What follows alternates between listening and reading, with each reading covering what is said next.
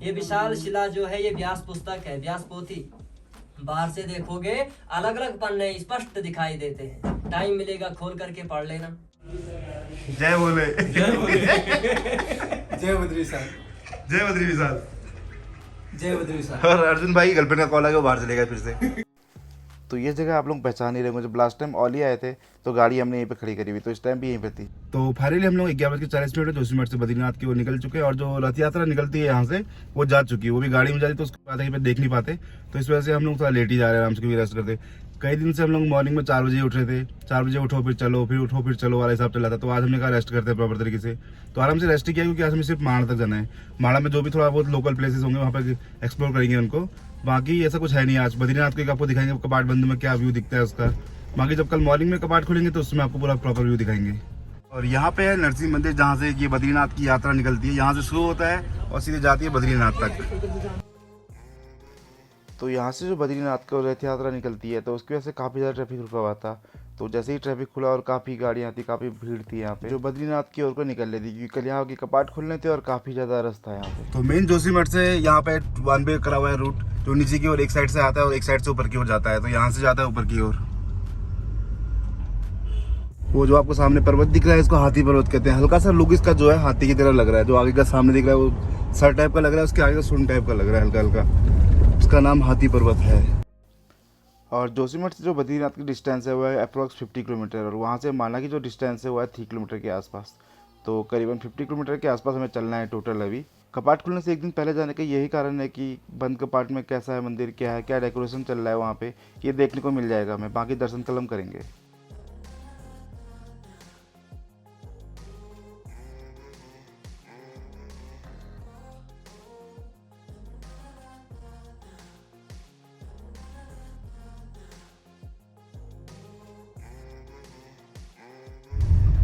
तो यहाँ से रोड जो नीचे साइड को कटी हुई है ये जाती है हेमकुंड साहिब का रोड। अभी जाने का तो है नहीं प्लान कुछ, क्योंकि काफ़ी चलना पड़ता है वहाँ पे भी। और हेलीकॉप्टर का पता किया वहाँ पे है नहीं अभी इस टाइम पे, क्योंकि मौसम भी ख़राब हो रहा है अभी यहाँ पे का।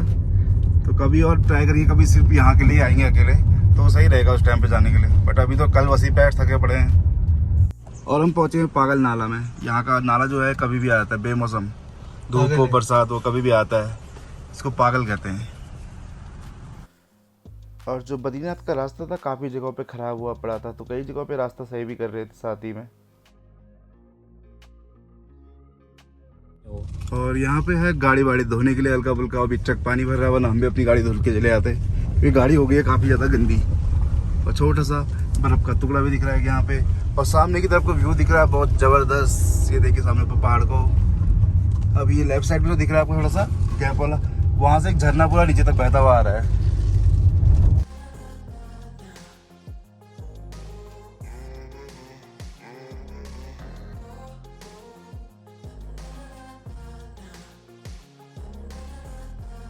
और हम पहुंच चुका है जन्नत में। ये देखिए मेरे बैक साइड आपको दिख रही है भयंकर वाली जन्नत। यहाँ पे पूरा धुंध लगा हुआ है, काफी बढ़िया व्यू दिख रहा है यहाँ पर से। और हवा काफी तेज चल रही है।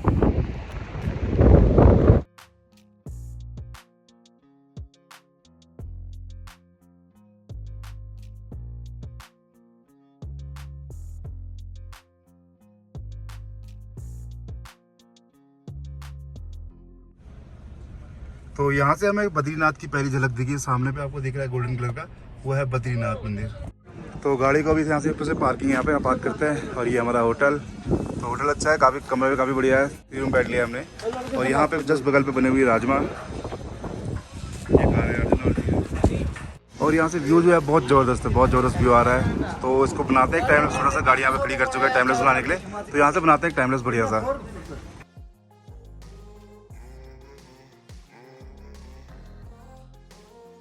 तो फिलहाल हम लोग खाना वाना खा के आ चुके हैं। तो पहले बद्रीनाथ के दर्शन करके आते हैं, जो बंद में कैसा होता है क्या होता है वो आपको दिखाते हैं। उसके बाद हम लोग निकलेंगे माणा की ओर, क्योंकि वहाँ से आने में क्या पता हमें लेट हो जाए। तो पहले हम बद्रीनाथ के दर्शन करके आते हैं। तो यहाँ पे गाड़ी खड़ी करके हम लोग निकल रहे हैं बद्रीनाथ की ओर को। धीरे लोग चल चुके हैं आगे को और हम चल रहे हैं पीछे से। तो आज हल्का फुल्का वैसे दर्शन करेंगे बाहर से ही, क्योंकि अंदर तो कपाट बंद रहेंगे तो वहाँ जाने नहीं देंगे। तो ब्रिज के पास से दर्शन वर्शन करते हैं, देखते हैं क्या व्यवस्था है, किस टाइप की व्यवस्था है, किस टाइप से डेकोरेशन किया गया है मंदिर में। करने वाले हैं तो किस टाइप से डेकोरेशन कर रहे हैं। तो ये पहुंचे हैं मंदिर के सामने, वो दिख रहा है आपको सामने में मंदिर, जो बहुत बढ़िया, बहुत अच्छी तरह से सजाया गया है पूरा।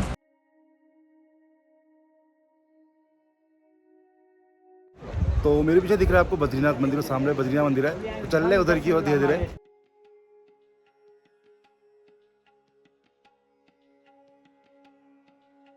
यहाँ पे मंदिर का गेट, तो यहाँ से अभी जा रहे हैं, और कल सुबह जो मॉर्निंग में लाइन लगी वो जाएगी उस साइड से होते हुए, वो सामने पे रास्ता है, इस साइड से ब्रिज से होते, उस ब्रिज से होते जाएगी, और इस साइड से होते हुए वापसी होगी उसकी।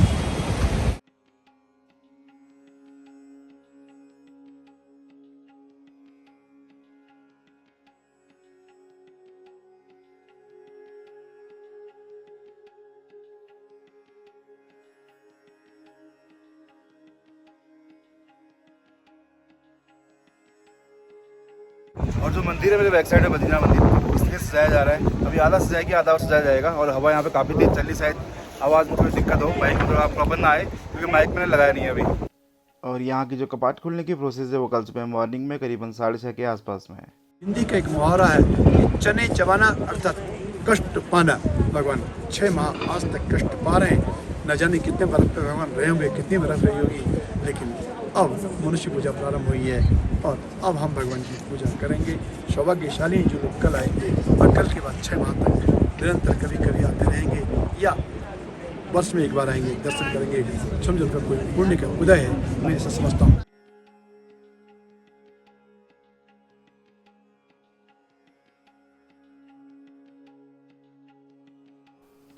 तो यहाँ पे चल रही है मंदिर की डेकोरेशन की तैयारियाँ। तो यहाँ पे मालाएं अगर वगैरह बना रहे हैं जो अभी मंदिर पे लगाएंगे, क्योंकि अभी मंदिर पूरा तरह तैयार नहीं हुआ है।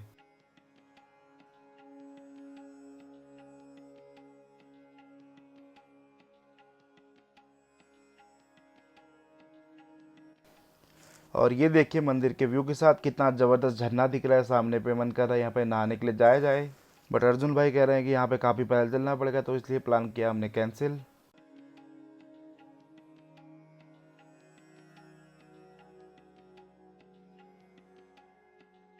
तो अभी हम लोग बद्रीनाथ मंदिर घूम के आए, अब यहाँ से सीधे जा रहे हैं हम लोग आगे माणा की ओर को। यहाँ से करीबन 3 किलोमीटर है ना अर्जुन? यहाँ से करीबन 3 किलोमीटर है माणा, तो माणा जाते हैं, उसके बाद दिखाते। तो हम लोग पहुंच चुके हैं माणा बॉर्डर की एंट्री पे, जहाँ पर से एंट्री होती है, जहाँ पे बोर्ड लगा हुआ है, जहाँ पे सारे लोग फोटोज डालते हैं, ज़्यादातर आपने फोटो देखी माणा की लास्ट एंट्री प्लेस करके। तो वहाँ पे हम पहुंच चुके हैं, आपको दिखाते हैं बैक साइड। तो यह है बैक साइड का व्यू जो बहुत ज़बरदस्त है। यहाँ से सामने बोर्ड लगा हुआ है, धीरे धीरे हमसे फोटो खींचने गए हैं, और सामने पे गाड़ियाँ लगी हुई है, लाइन लगी हुई काफ़ी लंबी चौड़ी। वो सामने जो आपको दिख रहा है वो है माणा, तो वहाँ तक जाने का ट्राई करते हैं, क्योंकि गाड़ियाँ यहीं पर से लगी हुई है लाइन, अगर ज़्यादा भीड़ भड़ाका हो फिर जाना मुश्किल पड़ जाएगा। तो यहीं पर देखते पहले यहाँ फोटो वोटोज खींचते हैं।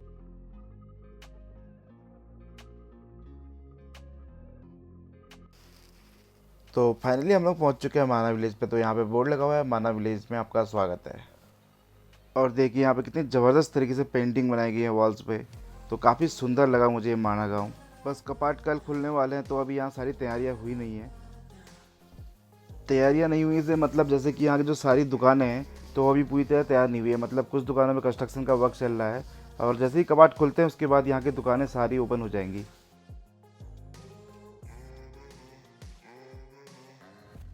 माना गांव को पार करते हुए हम पहुंचे भीम पुल पे। इस पुल के बारे में ये कहा जाता है कि ये पुल भीम के द्वारा बनाया गया है। जब पांडव लोग स्वर्ग को जा रहे थे तो ये नदी पार नहीं कर पा रहे थे, तो यहाँ पे भीम ने ये पत्थर रख के पुल बनाया।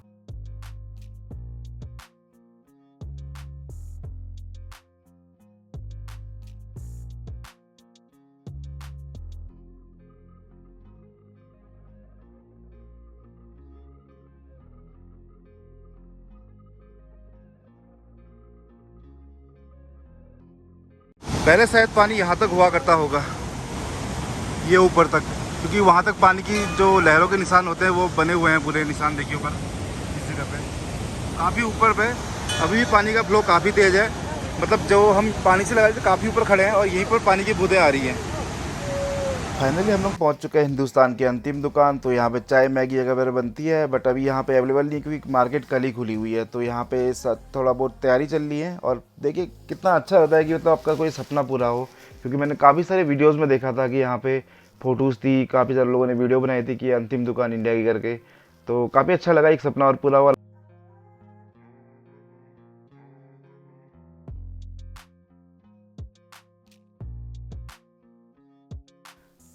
अभी बद्रीनाथ मंदिर के कपाट नहीं खुले थे, लेकिन फिर भी यहाँ पे काफ़ी ज़्यादा भीड़ थी, तो इस वजह से चाय वाय मिल भी नहीं पा रही थी। बट हुआ ये कि अर्जुन के कोई पहचान के निकल गए यहाँ पे, तो उनने हमें चाय वाय जल्दी दिला दी, वरना करीबन 1 घंटा वेट और करना पड़ता।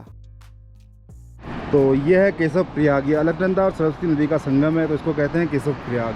यहाँ पे आते रहते हैं, इनकी मौसी का घर है यहाँ पे, इनके सब रिश्तेदारी बैठे थे। वो लास्ट वाली जो दुकान थी उसमें भी इनके रिश्तेदार है। अगर आप इनका नाम लें तो आपको डिस्काउंट भी मिलेगा, सब कुछ आपको पकौड़े फ्री में खिलाएंगे। तो हम लोग माना के बॉर्डर के बाद अब जा रहे हैं व्यास गुफा की ओर। व्यास गुफा इस साइड से ओके। अच्छा उधर क्या है दिखाना? हम नहीं काम हो रहा है यार। कोई बात नहीं, बहुत अच्छी बात है ये तो। हाँ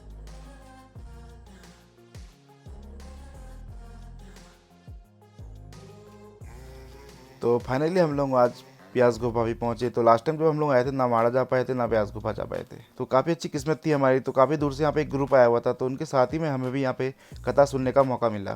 तो वेद व्यास जी की प्राचीन मूर्ति, पुरानी मूर्ति और नई मूर्ति 96 भगवान विष्णु। तो वेद व्यास जी ने इसी पावन गुफा में बैठ करके हमारे जितने भी ग्रंथ वेद पुराण शास्त्र हैं सबकी रचना यहीं पे की। लेकिन महाभारत लिखने के लिए समय की कमी होने के कारण गणेश जी को बुलाया गया, क्योंकि द्वापर का अंतिम समय था, कलयुग आने वाला था।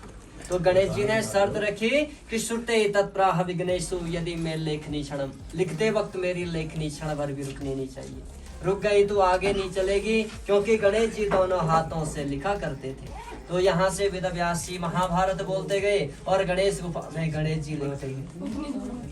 तो महाभारत के बाद भी जब वेद व्यास जी को संतुष्टि नहीं हुई तो इस स्थान को छोड़ देते हैं और यहाँ से उदास होकर के चले जाते हैं सरस्वती नदी के किनारे और यहाँ पे जाकर के बैठ जाते हैं। नारद मुनि आते हैं तो नारद जी कहते कि भगवान आप इतने उदास क्यों हैं? तो वेद व्यास जी कहते कि मैंने इतने ग्रंथों का लेखन कर दिया, वेद पुराणों की रचना कर दी, तब भी ये चित्त शांत नहीं हो रहा। तो नारद जी कहते कि जब तक तुम भगवत रूपी उस रस का पान अपने भक्त जनों में नहीं बांटोगे तब तक तुम्हें संतुष्टि नहीं मिलेगी।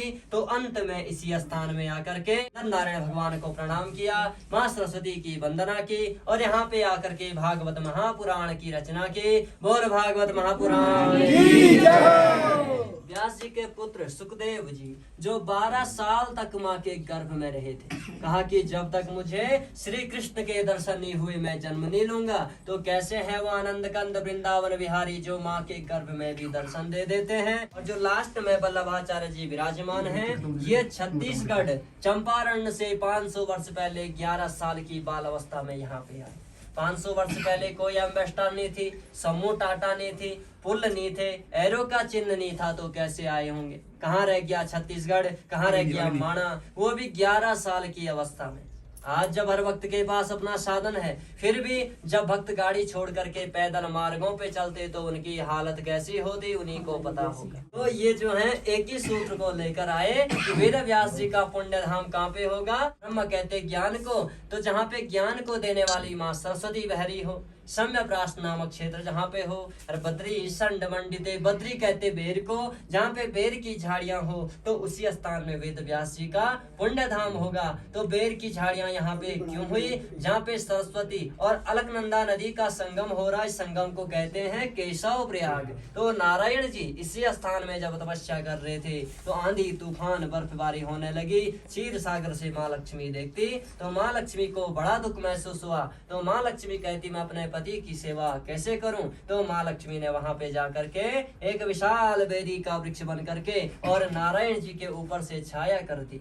कई वर्षों बाद जब नारायण जी का ध्यान टूटा, लक्ष्मी को सेवा में पाया, कहा कि देवी हमसे ज्यादा तुमने कष्ट तो तुमने किया, तो ये वरदान देते हैं कि हमसे आगे तुम्हारा ही नाम लिया जाए। बोल लक्ष्मी नारायण भगवान की जय। बेर को ही बद्री कहते हैं, बोल बद्री नारायण भगवान की जय। तो जब वल्लभाचार्य जी यहाँ पे आए, साक्षात वेद व्यास जी के दर्शन हुए, क्योंकि अश्वत्थामा, राजा बलि, व्यास मुनि, हनुमान, कृपाचार्य, परशुराम, विभीषण, मार्कंडेय ऋषि आज भी अजर अमर है। ये विशाल शिला जो है ये व्यास पुस्तक है, व्यास पोथी। बाहर से देखोगे अलग अलग पन्ने स्पष्ट दिखाई देते हैं। टाइम मिलेगा खोल करके पढ़ लेना। तो ये जो है द्वापर में पूरी भोजपत्र हुआ करती थी। जैसे कलयुग आया पत्थर में अवतरित हो गया। अगर भोजपत्र ही रहता तो भक्त इस कोरोना काल जैसी स्थिति में मार्केट में बेच देते। तो जो बद्रीनाथ के अंदर आपने भगवान विष्णु जी की मूर्ति देखी हो, तो ये मूर्ति किसी कलाकार ने नहीं बनाई, ये स्वयं भू विष्णु है। जब द्वापर का अंतिम समय था, कलयुग आने वाला था, तो भगवान विष्णु शालिग्राम पत्थर की मूर्ति में विराजमान हुए। कहा कि जो भक्त श्रद्धा भक्ति से मेरी मूर्ति के दर्शन करेंगे उनको मेरे साक्षात दर्शनों का फल प्राप्त होगा। तो एक समय ऐसा भी आ गया था कि मूर्ति पूजना ही बंद हो गया, तो बद्री विशाल के पुजारियों ने मूर्ति को नारद कुंड में छुपा दी थी। और जब पुनः मंदिरों में मूर्तियों की स्थापना होने लगी, पूजन होने लगा और बद्री का समय न हो पाई, तो सारे देवी देवता भगवान शिव के शरणागति हुए। तो भगवान शिव कहते कि मैं स्वयं आदि गुरु शंकराचार्य के रूप में जन्म लूंगा, तो इस मूर्ति को ढूंढूंगा। तो 2000 वर्ष पहले आदि गुरु शंकराचार्य जी को स्वप्न होता, तो वो देखते कि मूर्ति तो नारद कुंड में है। तो आदि गुरु शंकराचार्य जी बद्रिकाश्रम आकर के मूर्ति को उठा करके और पुनः बद्रिकाश्रम में स्थापित की। और स्थापित करने के बाद विश्वकर्मा के द्वारा ये भव्य मंदिर बनवाया गया। इसमें प्रधान अर्चक चुने गए थे नारद मुनि। इसीलिए आज भी 6 महीने स्वयं नारद मुनि पूजा करने आते और 6 महीने भक्तजन पूजा करते। मंदिर की जो अखंड ज्योत है वो 12 महीने जली रहती। कल जब कपाट खुलेंगे तो वो ज्योत जली हुई मिलेगी। भागवत की वो साक्षात होते, तो कलयुग आते ये भी पत्थर में अवतरित हो गया। बोल बद्री विशाल। जैसा कि पंडित जी ने बताया, ये पूरा पत्थर किताब हुआ करता था, पहले पुस्तक हुआ करता था। तो जैसे कलयुग आया वैसे ही ये किताब पत्थर बन गई। आप देख सकते हैं बिल्कुल पेजों की तरह इसके लेयर चढ़ी हुई है, एक के ऊपर एक लेयर।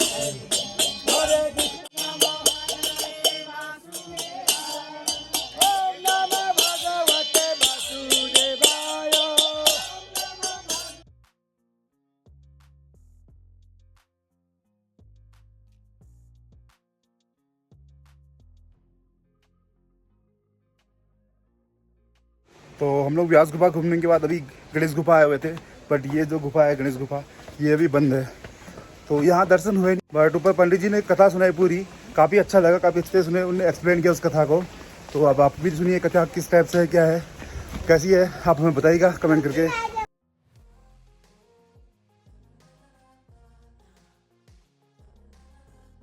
तो फाइनली हम लोग पूरा माणा गांव घूमने के बाद पहुंच चुके हैं अपने दानव के पास। ये हमारा दानव खड़ा है और यहाँ से भी गाड़ी खड़ी है। अब देखते हैं अपने दानव को कैसे निकालते हैं बाहर। सोचना पड़ेगा।